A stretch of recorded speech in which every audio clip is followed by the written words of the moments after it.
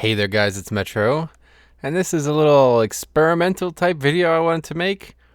Basically, I made a video about comparing all the tanks in Legion, and there was a few individuals who said that along the lines that I misinterpreted the warrior strengths and weaknesses. I overlooked a few things about warriors, but specifically, I did not credit Ignore Pain properly. I did not give it the credit it deserves. Most people agreed that it's way better than even I expected, which I expected to be good. Very good, actually. So yeah, this is kind of a video where we kind of test that out. In the video, you're going to see me do nothing but show healing. All right, this is me and a resto druid who I showed gear at the beginning of the video. He's very geared. I'm not. Well, very geared. He's well geared. He is geared enough for this. Let's say that. But I am not. I just barely meet the requirements here. And part of this is the discussion about comparing tanks. I thought, the lack of self-healing was a big detriment to them, and I think I'm going to stand by my word on that. But the amount of absorbing they can do is no joke. It's really actually I was surprised by this. I did not expect the results that I got. But especially since I'm undergeared, these results can be even better. I think a lot better actually. Once the more gear you get, the better Ignore Pain gets, really.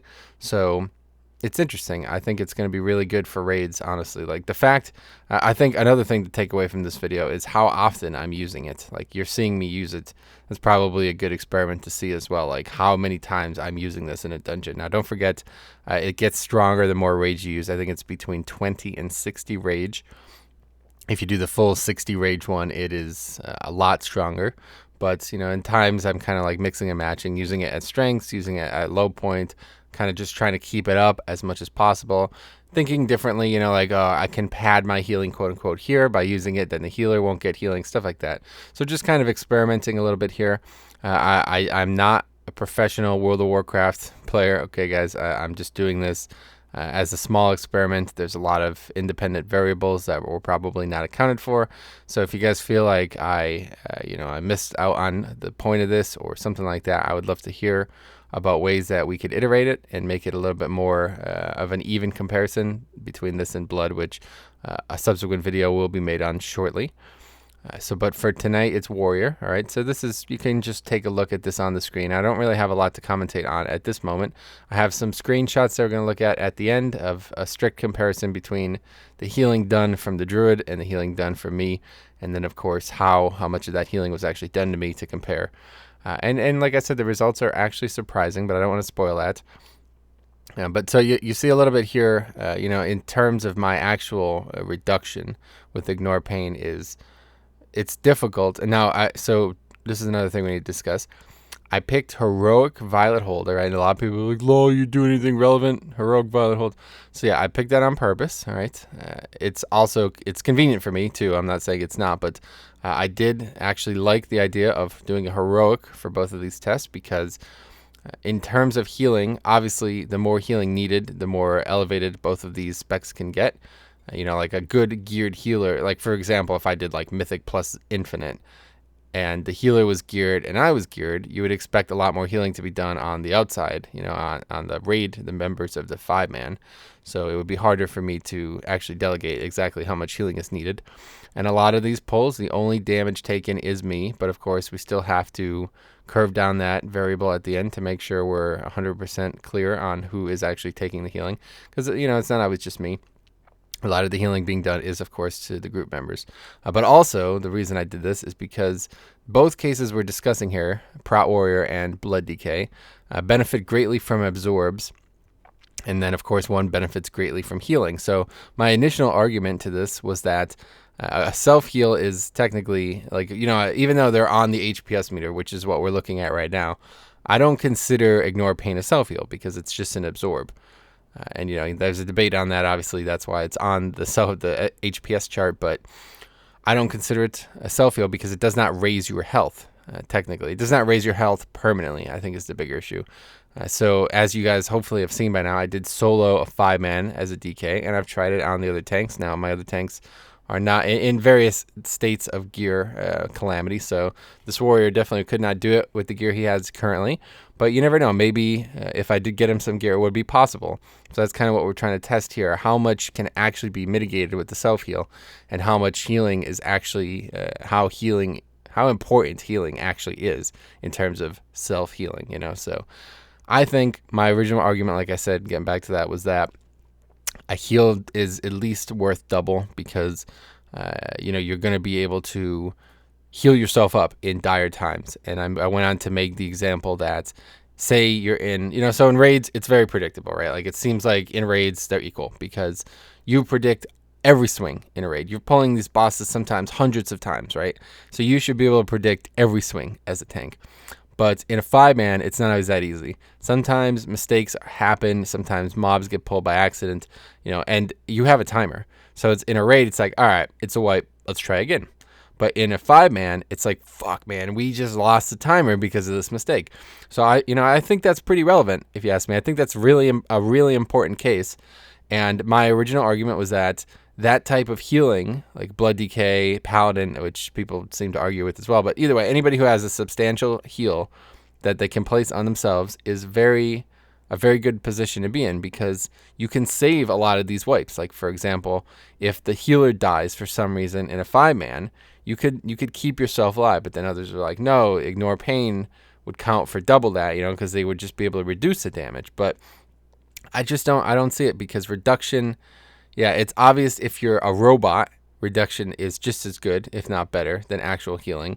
But I don't think, I just gotta believe that most people are not like in that stressful situation already. Like, you've already witnessed an attempt go away, almost lose a good pull on something because of an error. So the error's already been made, probably not by you. But regardless, you now have to react to that error. Are you such like methodical minded that you can just continue to chug away with ignore pain, perfect global maximization every time, and never have to worry about your health going down? Like, I don't know. I just don't feel that way. I don't care how good you are. You're going to get challenged. This situation is going to arise at some point. And when it does, I think a heal is actually 100% better all the time. But so no, that's another topic. I do not have Impending Victory. It's the name of the talent, right? It's the talent that changes. You'll see Victory Rush there. Changes it to a actual like rotational ability that can be used. Got a small CD. It's basically the same thing, but it's just got a CD on it, and it's better and stuff. So I did not take that for a very specific reason, because there's not a lot of cases where I find it to be the best option. But in 5-mans, I definitely think it would be. So I didn't want to cloud that up. I didn't want to add that variable in it as well. I'm playing this like it's just like a simulation, and this is the simulation that I could run. It just happens to be a 5-man. And obviously that's not going to translate to raids. But I just really believe that you're going to get more value as a raid tank with the leech, the talent, the leech talent that I described in the video. So I don't know. You're going to see how little it actually heals in the 5-man. I guess, that's a case in point for me, or against me, but I would say that the big issue is how little damage people are taking, which you'll also see based on, the distribution of how much the healer healed me compared to them. So I don't know. It's up and down, but I would definitely say that in a 5-man, Impending Victory is very good. I do use Victory Rush to some great effort, actually, in some spots. It's hard to actually sit down and look at, but in trash, this could be good. You could actually have a good self-heal if you can land a killing blow or whatever. If you can do it right, it could be good, and it actually, it goes a long way. Especially, I don't know, there's some situations where, like, the group runs away, or maybe I run ahead, something like that, and I manage to get the killing blow that much easier because of that. But here you'll see a boss. I think this is a good representation, if you ask me, because it's got like predictable damage, which I can play right, which I see the absorb there. There's damage on the other raid, on the other group members this time, but the healer especially has to heal himself a lot, so there's that. He's healing other people, but I'm still healing myself. And it really goes to show, it actually really does confirm what you guys thought. Like, this ability is actually insane. I had really no idea how much it was actually going to absorb. And I could only imagine what it's going to be like when, the warrior's geared and you're talking about raids where healers are spreading out healing, but tanks are getting hit. Like, because I think it's, I don't know the actual figures, but I think like tanks take probably the 2 tanks probably take as much damage as the rest of the raid combined on most fights. Maybe even more, I think. What do you guys think? You guys are so knowledgeable. You tell me. What do you guys think about that? I'm going to have to take a look at that, actually. That's a pretty good, interesting topic to take. But that's also another countermeasure to add into the formula for whether or not the leech talent, the 3% leech for the whole group, is worth it.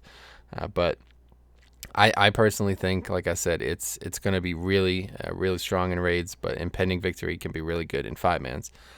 But in terms of ignore pain, it's obviously got intense usage. If you guys aren't aware, every time you get hit, you get rage. So yeah, I think it's like the harder you get hit too. I think that's how it works, right? But obviously, the more you get hit, the better.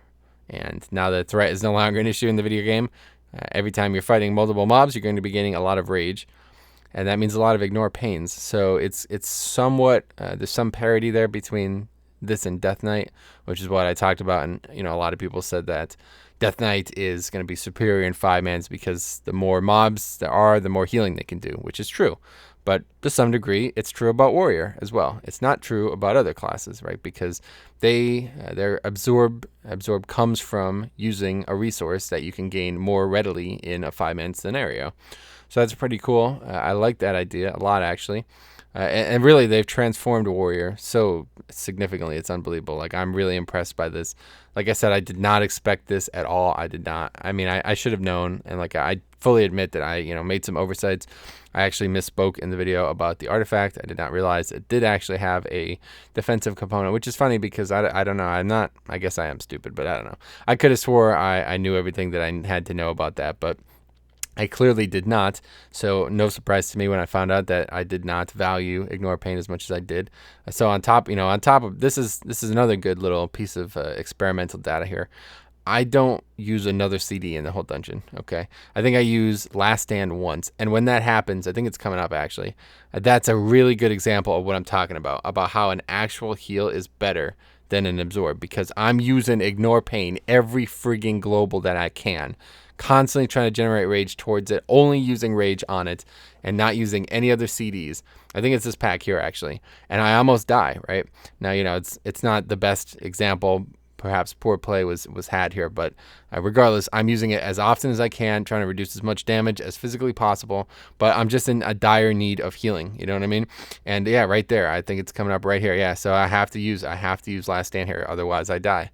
So that's proof right there. That sometimes you could use the healing, and when you have that, like the Blood Death Knight type healing, where it's like the more damage you took recently, that's going to equate to more healing.